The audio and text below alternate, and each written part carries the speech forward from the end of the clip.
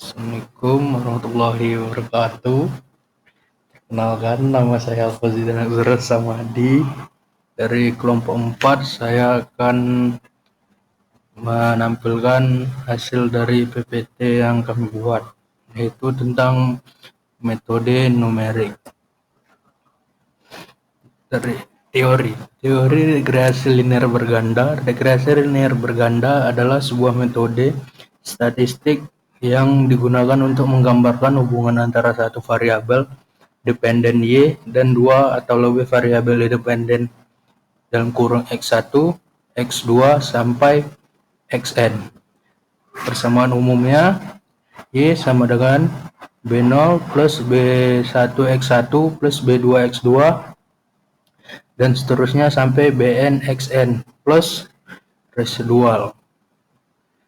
Keterangannya, Y sama dengan variabel dependen dalam kurung respon X1, X2 sampai Xn variabel independen dalam kurung prediktor, B0 sama dengan intercept dalam kurung konstanta, B1, B2 sampai Bn sama dengan koefisien regresi.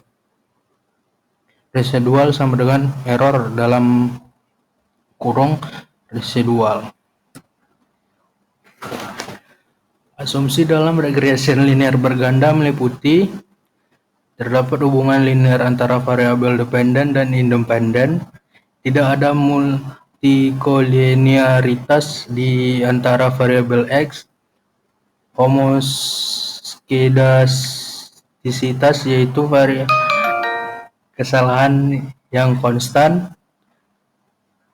4. Kesalahan berdistribusi normal, 5. Observasi bersifat independen. Contoh sederhananya, memprediksi penghasilan bulanan dalam kurung Y berdasarkan usia X1 dan lama pendidikan X2. Modelnya Y sama dengan 2 plus 0,5 X1 plus 1,2 X2.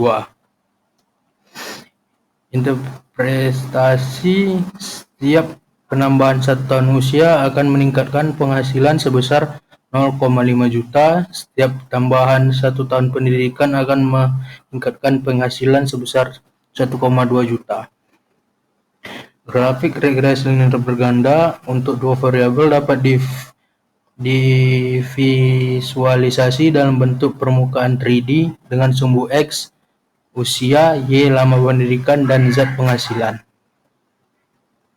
Kelebihan dari regresi linear berganda adalah metode statistik untuk memodelkan hubungan antara satu variabel dependen dan dua atau lebih variabel independen. Kelebihannya meliputi 1. Mudah dipahami dan diimplementasikan. 2. Mampu menganalisis lebih dari satu variabel independen. 3. Interpretasi koefisien regresi yang jelas. 4. Efisien untuk dataset besar, digunakan untuk prediksi variabel dependen. Dan untuk kekurangannya meliputi asumsi ketat atau mengasumsikan hubungan linear yang mungkin tidak selalu benar. 2. Multikolinearitas, kolerasi tinggi antar variabel independen dapat mempengaruhi analisis. 3. Overfitting, terlalu banyak variabel dapat membuat model tidak efektif untuk data baru. 4. Outlier, data yang tidak bisa dapat mempengaruhi hasil secara signifikan.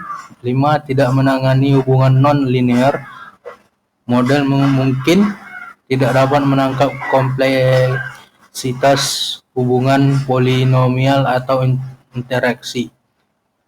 Regresi linear berganda berguna tetapi memerlukan perhatian pada asumsi dan memiliki variabel untuk hasil akurat. Dan untuk contoh soal bisa dilihat seorang peneliti ingin mengetahui pengaruh jumlah jam belajar X1 dan jumlah jam tidur X2 terhadap nilai ujian matematika siswa Y. Data yang diperoleh dari 5 siswa adalah sebagai berikut, bisa dilihat dari tabel yang ada di bawah.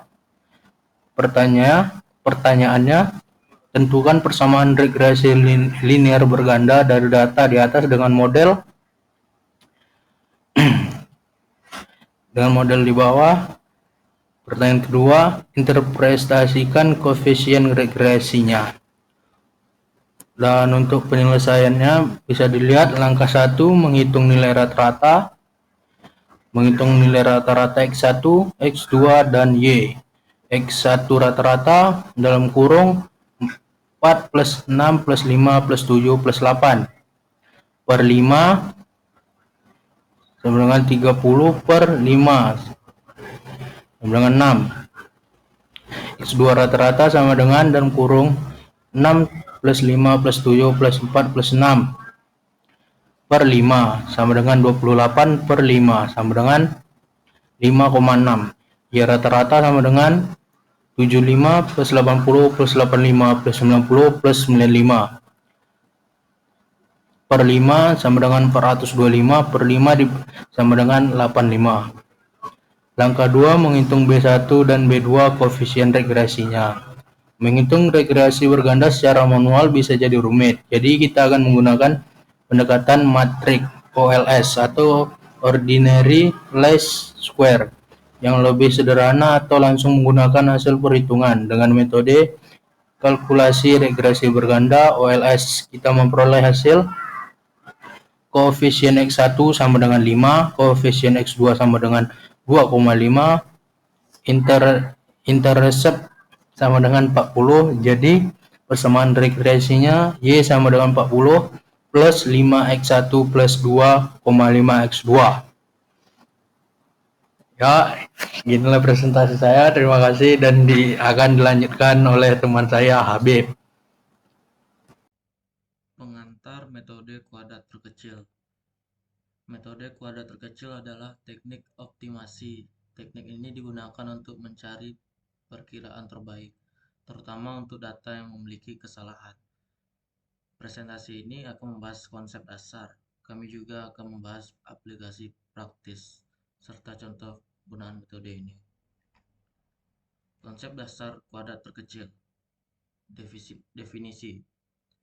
Metode ini meminimalkan jumlah kuadrat dari perbedaan antara nilai observasi serta nilai yang diprediksi. Tujuan utama pada kuadrat terkecil mencari garis atau kurva yang paling sesuai dengan data dengan kesalahan minimum. Rumus dan perhitungan. 1. Persamaan garis. Y sama dengan mx tambah c. Mencari nilai m atau gradien dan c intercept. 2. Menghitung kesalahan.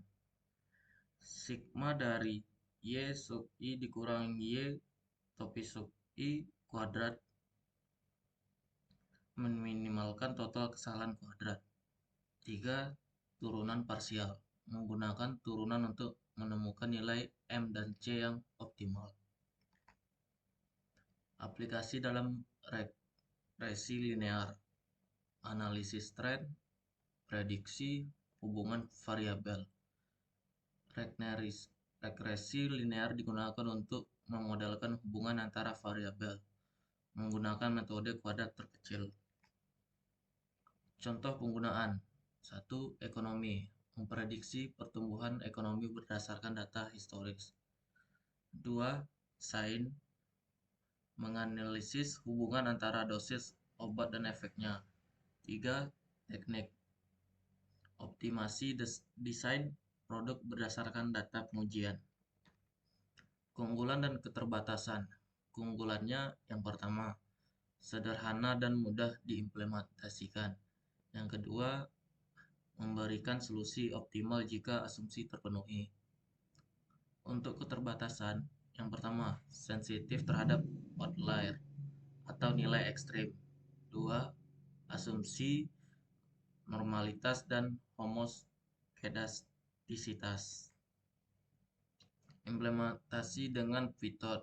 Import library, gunakan library seperti NumPy dan SciPy. 2. Data input. Siapkan data dalam format array. 3. Panggilan fungsi. Gunakan fungsi listis untuk mendapatkan hasil. Kesimpulan dan langkah selanjutnya. Ringkasan, metode kuadrat terkecil adalah alat yang kuat. Alat ini berguna dalam berbagai bidang. Langkah selanjutnya, pelajari lebih lanjut tentang regresi dan non-linear serta metode optimasi lainnya. Sekian, terima kasih.